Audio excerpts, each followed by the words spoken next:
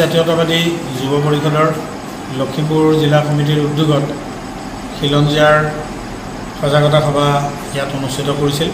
মোক নিমন্ত্ৰণ জনাইছিল, সেই মৰ্মে মই আহি ইয়াত লখিমপুৰত উপস্থিত হৈছোঁ আৰু লখিমপুৰত উপস্থিত হৈ আজি এই সভাৰ জৰিয়তে অসমৰ ৰাইজক মই এই কথাটোৱে ক'ব খুজিছোঁ যে অসমৰ খিলঞ্জীয়া জাতি জনগোষ্ঠীসমূহে যদি নিজৰ হেৰুৱা অধিকাৰ, মৰ্যাদা, সন্মান আৰু ক্ষমতা পুনৰ ঘূৰাই পাব খোজে বা প্ৰতিষ্ঠা কৰিব খোজে, তেনেহ'লে একমাত্ৰ ৰাস্তা আছে ৰাষ্ট্ৰসংঘৰ খিলঞ্জীয়া লোকৰ অধিকাৰ চনত 2007।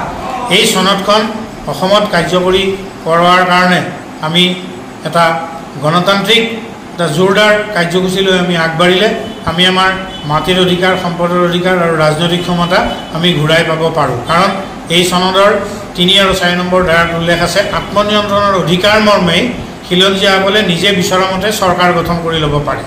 গতিকে এই এখন খিলঞ্জীয়াৰ চৰকাৰ গঠন কৰিবৰ কাৰণে খিলঞ্জীয়া জাতি জনগোষ্ঠীবিলাকে ঐক্যবদ্ধ হৈ ৰাষ্ট্ৰসংঘৰ এই চনদ মতে 3 আৰু 4 নম্বৰ ধাৰা মতেই খিলঞ্জীয়াৰ চৰকাৰ গঠন কৰিব পাৰে।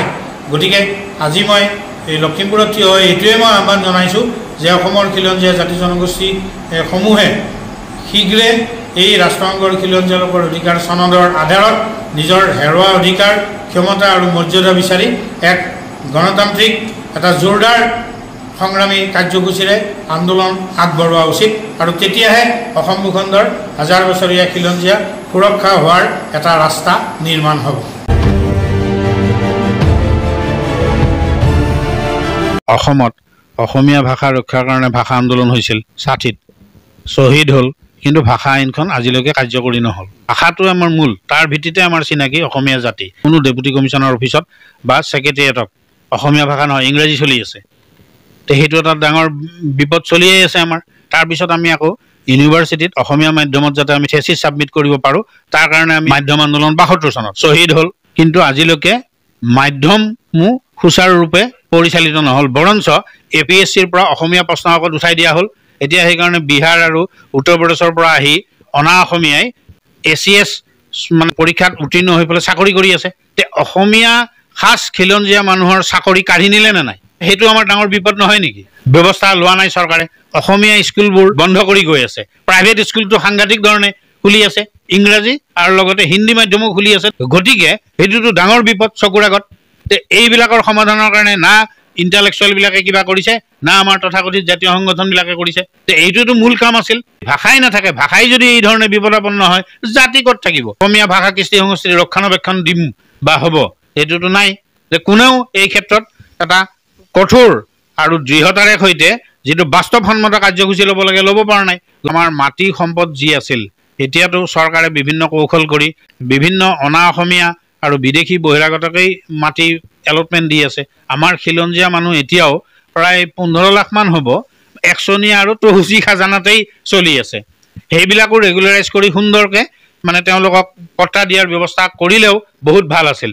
অগপ চৰকাৰেই নকৰিলে আৰু এইবিলাক চৰকাৰে কৰিব বুলিতো মোৰ মনে নধৰে। কাৰণ এখন ইণ্ডিজেনিয়াছ পিপুলছ গভৰ্ণমেণ্ট অতি জৰুৰী। ইণ্ডিজেনিয়াছ পিপুলছ গভৰ্ণমেণ্টৰ জৰিয়তেহে ইণ্ডিজেনিয়াছৰ সমস্যা সমাধান হ'ব।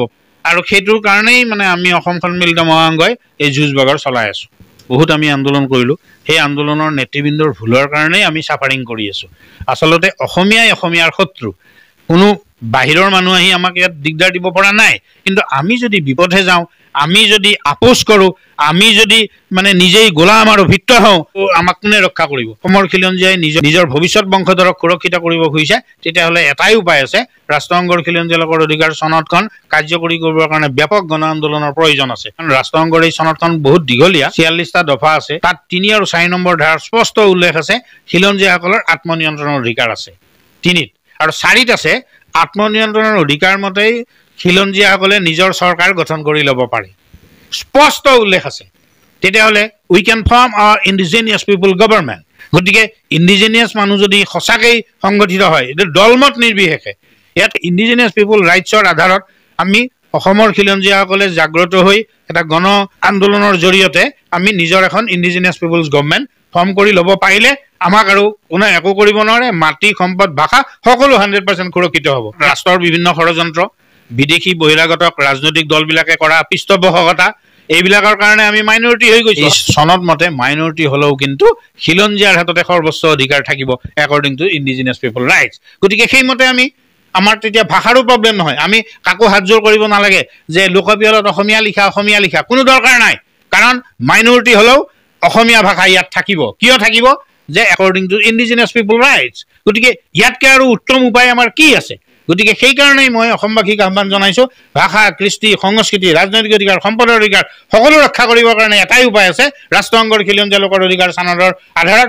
আমাৰ অধিকাৰ আমাৰ পিতৃ পিতামহৰ অধিকাৰ আমাক ঘূৰাই লাগে এইটো আৱাজ তুলি আমি জোৰদাৰভাৱে লৈ গ'লে আমি সক্ষম হ'ম সফল হ'ম এতিয়া সমস্ত পৃথিৱীয়ে চেলুট কৰিছে সন্মতি জনাইছে ৰাষ্ট্ৰসংঘৰ খিলঞ্জীয়া লোকৰ অধিকাৰ চানদৰ প্ৰতি গতিকে এইটোৱে আমাৰ উত্তম উপায় গতিকে এই পথৰেই আগবাঢ়া হে মোৰ খিলঞ্জীয়া প্ৰিয় জনগণ আপোনালোক এই পথৰে আগবাঢ়ক নিশ্চিতভাৱে আপোনালোকে নিজৰ ভৱিষ্যতৰ বংশধৰসকলক ৰক্ষা কৰিবৰ কাৰণে এই ৰাস্তাই নিৰ্মাণ কৰি লৈ যাব আৰু আপোনালোক জয়ী হ'ব এই সমস্যাবোৰ সমাধানৰ কাৰণে ভাৰত চৰকাৰে আজিলৈকে চিনচিয়াৰলি অসমৰ খিলঞ্জীয়াক সুৰক্ষা কৰিবৰ কাৰণে একো কাম কৰা নাই বা দিছপুৰত বহি থকা চৰকাৰখন যিহেতু মানে দিল্লীৰ বহতীয়া যি চৰকাৰেই নহওক কংগ্ৰেছৰে হওক বা অগপৰেই হওক বা এতিয়া অগপ বিজেপিৰ চৰকাৰ হওক জনতাৰ চৰকাৰো এসময়ত ইয়াত আছিল কিন্তু এই সকলো চৰকাৰৰ এক্টিভিটিজ দেখিছোঁ তেওঁলোকে দিল্লীৰ কথামতে উঠা বহা কৰে স্বতন্ত্ৰ আৰু কৰা আৰু কঠোৰভাৱে like Naga like Mizo like Manipuri কৰাৰ কোনো উদাহৰণ নাই এতিয়াও উপায় আছে সেই উপায়টো হ'ল